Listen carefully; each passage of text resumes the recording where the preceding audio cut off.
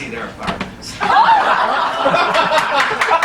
In New York, real estate is sexy, right? Yeah. I'm in a pre-war at the moment. No, I used to do a lot of stupid stuff, and I don't regret it. You know, I was much younger then, and I had a blast. But it's going to probably surprise you to know that I'm not that young anymore. No, and one of the great things about getting to be this age is, if you're lucky, you get to figure out who you are, who you're not, what you like, what you don't like. And life gets a little clearer. Never thought I'd see the day the boys no longer look my way. But lately I'm aware we don't connect. Don't know when I lost my knack. The men I want don't want me back. So now seems like a good time to reflect before we get in way too deep.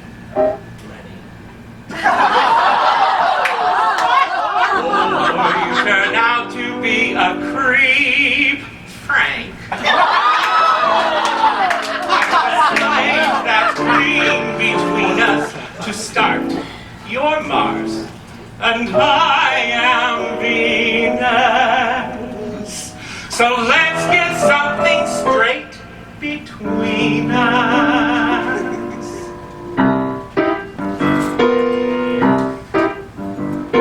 If you need a bro to take to the gym, who'll spot while you squat me in fighting trim, I'm telling you, yo, I ain't him. I'm not that kind of gay. To get you worked up and bounce on your lap like some happy pup. Then you'd better ghost, dude, 'cause that's not what's up. I'm not that kind of gay. Like it's classy and fair, maybe dicey a bit. Whether leather or feather or latex or spit, well, you better steer clear. I'm not into that shit. I'm not that kind of, not that kind of, not that kind of gay.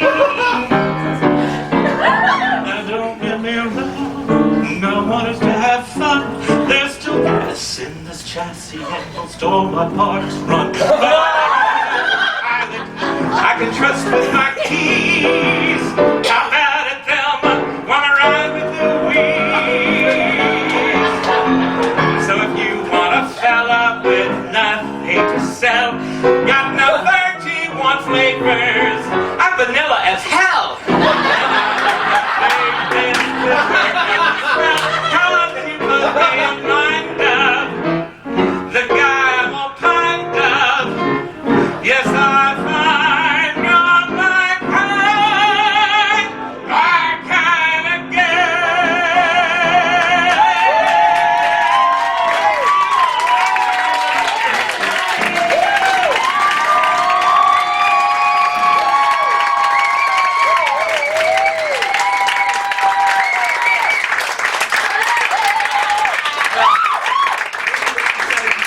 I was a gay kid on a cattle ranch. I'm sure in this sparkle rainbow jumpsuit you're probably thinking that I'm probably the most fabulous gay man that ever came out of my little hometown. But you would be wrong. It's true. For on the neighboring ranch lived Frank Fork, and he was about 10 years younger than me. But he always had that something special. And to be honest, he had kind of a leg up, because his mother, Jan Fork, she was like a cross between Patsy Cline and Lady Bunny. She was loud and proud, and she had an interesting way with accessories. So, for instance, at Christmas time, she would wear tree ornaments as earrings. Fabulous, just fabulous. So, to be honest, she was just a couple of false eyelashes short of being a drag queen or something. But, you know, it was always fun to run into them. And I can remember running into them one year. Frank was at college at the time, and he was telling me he was really looking forward to graduating and coming home and helping his folks on the ranch. And I just thought, oh my gay stars, what's going to happen? And I was right. He graduated and he got a great job. And he traveled the world. And he would give me a call when he'd come through New York, and we'd go out on the town and just have a blast. He was so full of life and life. It was just great to be around him. And then one night in Albuquerque, he went to sleep, and he didn't wake up. Carbon monoxide poisoning from a poorly vented heater, and he was 36 years old.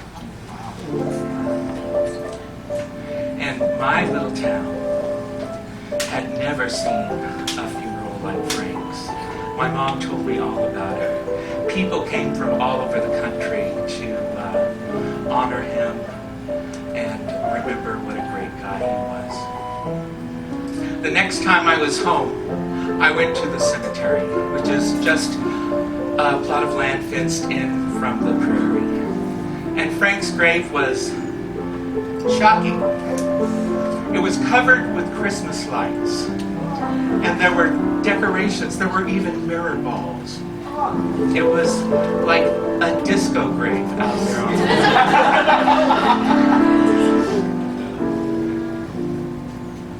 Tearing star from out the sky, and the sky turns blue. Tear a petal from a rose, and the rose weeps too. Take your heart away from mine, mine will surely break. My life is yours to make, so please keep the spark away. Would you take the wings from birds so that they can fly?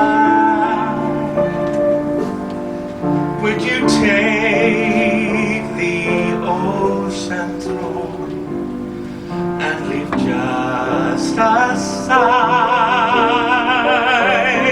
Oh, this your heart won't let you do. This is what I beg of you.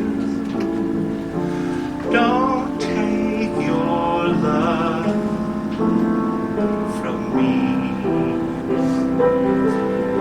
So of course I went to visit Jan, and I told her I'd been to the grave. Did you see the lights? She asked. I have them hooked to a solar battery. You know, I just couldn't bear to think of him out there in the dark.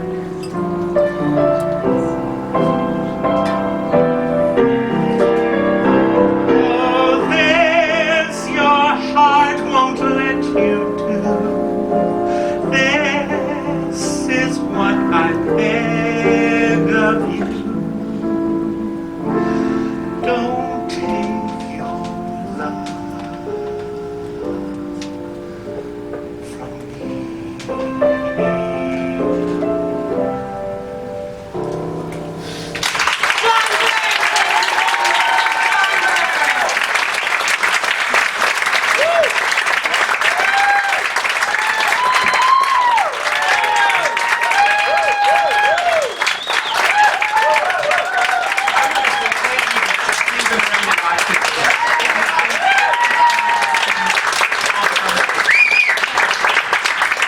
John, Casey here. I love your outfit. You said you made it. Didn't you make this? I did. Oh, well, wonderful. I was crafting Now, John, I love your voice. Now, Frank might know. Is Johnny Mathis before that last song? I don't know. Your voice reminds me a little bit of Johnny Mathis. It's really beautiful. Would you mind taking off your glasses for a moment?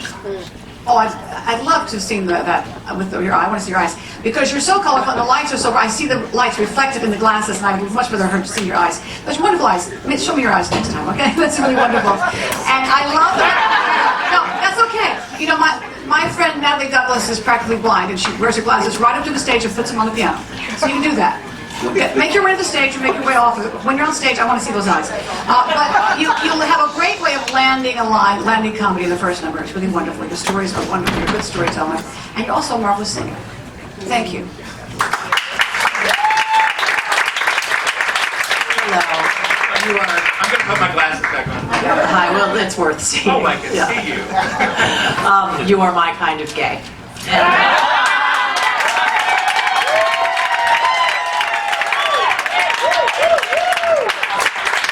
You know, I laughed, I cried. It was lovely. It was a beautiful performance. Thank you.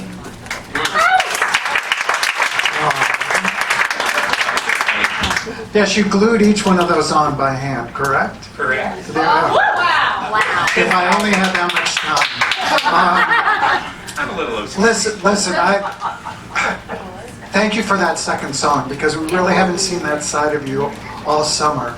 And I thought it was hiding in there. And I'm going to borrow her line because that's my kind of gay. That second song was absolutely beautiful. We know you can do the comedy. We know you can be out there and funny and big. But to then be able to pull it in like that and make the audience sit and listen and be as quiet as they were, that takes a special talent and a special charm. And you've got that. So thank you. John. So, you know, I'm gonna say, I think you're like everybody's kind of gay.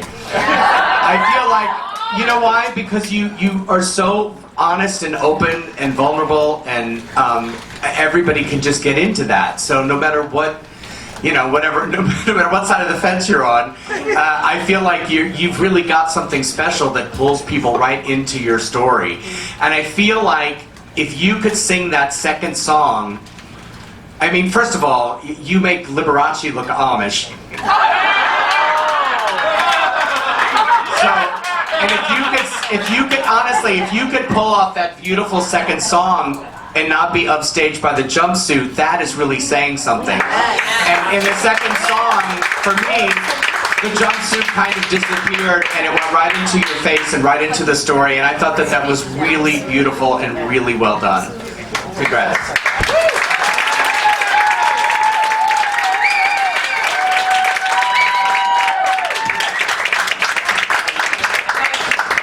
I saw it passing. What's happening? Oh, I thought you had something else. I thought the microphone was going back, but I'm wrong. Mr. Johnson!